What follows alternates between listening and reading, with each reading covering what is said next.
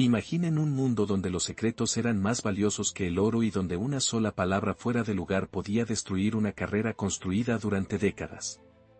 Por más de un siglo, la comunidad de los ilusionistas vivió bajo un código de silencio absoluto, una especie de pacto de sangre invisible que protegía los misterios más profundos de la mente humana. Si te atrevías a revelar cómo funcionaba un truco, te convertías automáticamente en un paria, en un traidor exiliado de los círculos más prestigiosos de la magia mundial.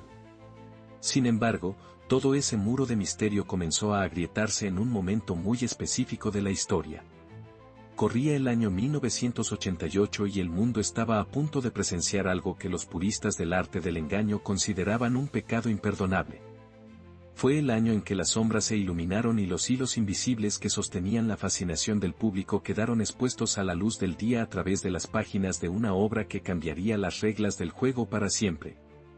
Para entender la magnitud de lo que ocurrió en 1988, primero debemos retroceder un poco y comprender cómo funcionaba la industria de la ilusión antes de la era digital.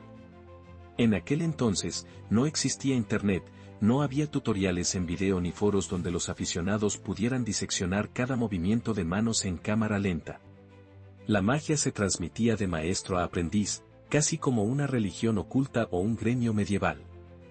Los libros de magia existían, por supuesto, pero eran difíciles de conseguir, extremadamente costosos y circulaban únicamente en tiendas especializadas donde el dependiente te miraba con sospecha antes de permitirte tocar un ejemplar.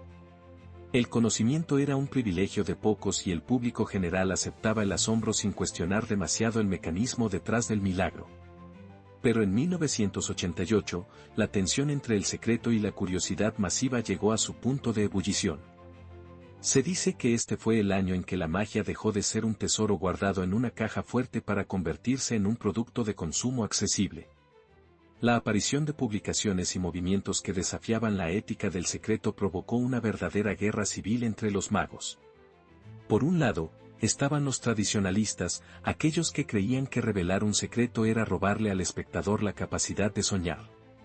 Por el otro, estaban los visionarios o quizás los oportunistas que argumentaban que la única forma de que la magia evolucionara era democratizando el conocimiento, permitiendo que nuevas mentes entendieran las bases para poder crear algo superior. Este conflicto no fue solo una discusión de café. Fue una batalla legal, social y profesional. En 1988, la industria editorial dio un paso audaz al lanzar materiales que explicaban de forma clara, detallada y masiva los principios que grandes nombres como Houdini o Blackstone habían defendido con celo. No se trataba de simples trucos de cartas para niños, sino de la arquitectura misma de la ilusión profesional. El impacto fue inmediato. De pronto, el velo de Isis se había levantado y lo que el mundo descubrió no fue solo técnica, sino una compleja psicología diseñada para manipular la atención y la percepción. La reacción de la Alianza de Magos y otras organizaciones internacionales fue de absoluto pánico.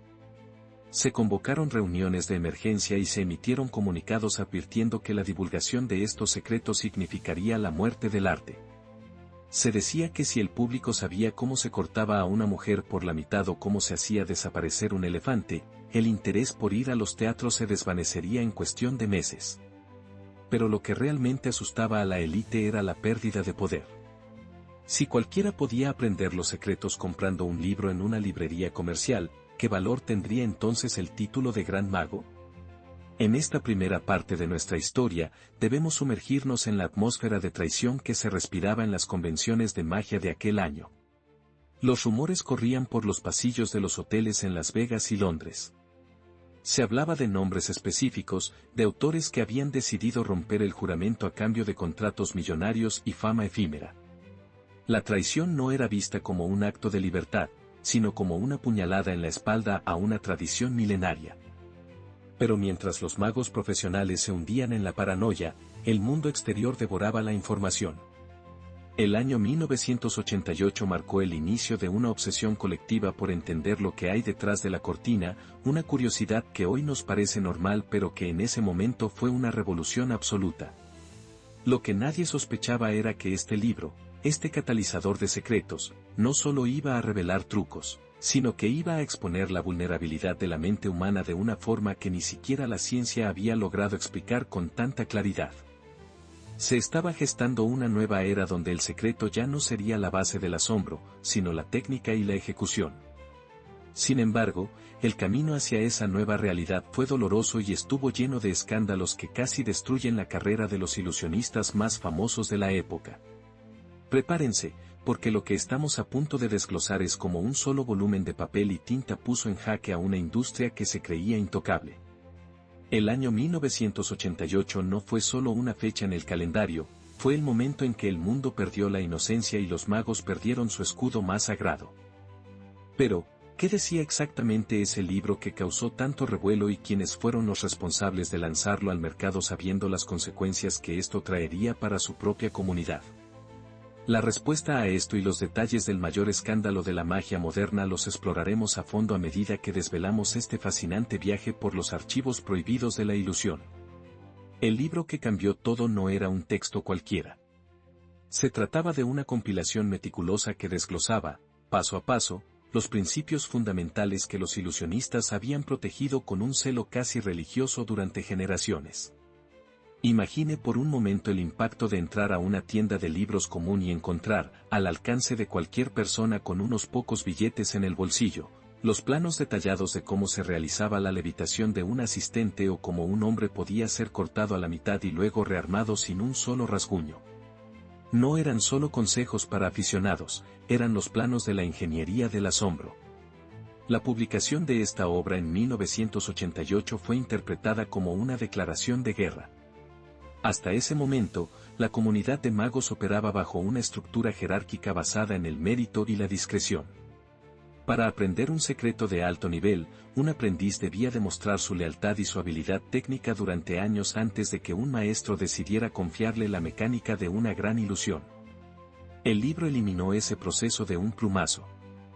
Los responsables del texto, algunos de ellos magos renegados y consultores técnicos que habían trabajado en las sombras de los grandes escenarios, justificaron su acción bajo la premisa de la democratización del arte. Argumentaban que el estancamiento de la magia se debía precisamente a ese secretismo excesivo que permitía a muchos artistas vivir de trucos anticuados sin esforzarse por innovar. Sin embargo, el daño colateral fue inmenso. El código de silencio, ese juramento tácito de no revelar nunca el funcionamiento de un efecto aún no iniciado, se hizo pedazos. Las sociedades de magia más importantes, como el Círculo Mágico de Londres y la Hermandad Internacional de Magos, entraron en un estado de pánico y furia. Se iniciaron investigaciones internas para identificar a todos los colaboradores del libro. Hubo juicios simbólicos, expulsiones deshonrosas y una sensación de paranoia que permeó todas las convenciones de magia de ese año. Los magos se miraban unos a otros con desconfianza, preguntándose quién sería el próximo en vender sus secretos por un puñado de monedas y un poco de fama efímera. El impacto en el público fue igualmente drástico. La magia vive en la brecha que existe entre lo que el ojo ve y lo que la mente puede explicar. Al cerrar esa brecha con explicaciones técnicas, el libro transformó la maravilla en un simple problema de carpintería o de ángulos de visión. El espectador ya no se preguntaba cómo era posible tal milagro, sino que buscaba activamente el espejo inclinado o la doble pared que el libro mencionaba en sus páginas. Esta transformación en la percepción del espectador cambió la industria para siempre. Los grandes espectáculos de los casinos y los teatros internacionales tuvieron que ser rediseñados por completo. Lo que antes era un secreto guardado bajo 7 llaves ahora era tema de conversación en las cenas familiares, restándole ese aura de misticismo que la magia había ostentado desde la época de Houdini. Pero a pesar del caos y de las carreras que terminaron abruptamente, algo inesperado sucedió. En lugar de morir, la magia se volvió más sofisticada. Los artistas empezaron a centrarse mucho más en la narrativa, el carisma y la psicología que en el simple mecanismo técnico. El libro de 1988 no mató a la magia, sino que la obligó a renacer de sus cenizas y a dejar de depender de viejos trucos victorianos. Esta crisis forzó una evolución acelerada hacia la modernidad. Los ilusionistas tuvieron que diseñar nuevos mecanismos, explorar la tecnología láser, utilizar la informática y profundizar en la manipulación de la atención de una manera mucho más científica. En retrospectiva, 1988 fue el bautismo de fuego de la magia en la era de la información. Fue el momento en que el arte dejó de depender únicamente del secreto mecánico para depender del ingenio y la personalidad del artista. La revelación de los misterios antiguos dejó espacio para que surgieran nuevas incógnitas que, hasta el día de hoy, siguen desafiando nuestra lógica. El velo se rasgó, pero lo que quedó al descubierto no fue el final del camino, sino el comienzo de una nueva era de asombro mucho más compleja y profesional. A medida que cerramos este capítulo sobre uno de los momentos más reveladores de la historia del ilusionismo, nos queda una reflexión importante. ¿Es el conocimiento siempre un beneficio, o hay misterios que deberían permanecer en la sombra para preservar nuestra capacidad de asombro? La historia de aquel año nos enseña que, aunque la verdad pueda ser disruptiva, también es el motor que impulsa la creatividad hacia nuevas fronteras. Si este recorrido por los secretos expuestos del mundo de la ilusión te ha fascinado, te invitamos a que te unas a nuestra comunidad. En este canal exploramos las historias que otros prefieren mantener ocultas y los sucesos que cambiaron nuestra forma de ver el mundo. Suscríbete ahora y activa todas las notificaciones para que no te pierdas nuestro próximo video, donde seguiremos desvelando las curiosidades y los misterios más impactantes de la historia moderna. No olvides dejarnos tu comentario sobre qué otros secretos te gustaría que investigáramos o si crees que algunos trucos nunca debieron ser revelados. Tu apoyo nos permite seguir trayendo estas historias a la luz. Gracias por acompañarnos y nos encontramos en el próximo descubrimiento.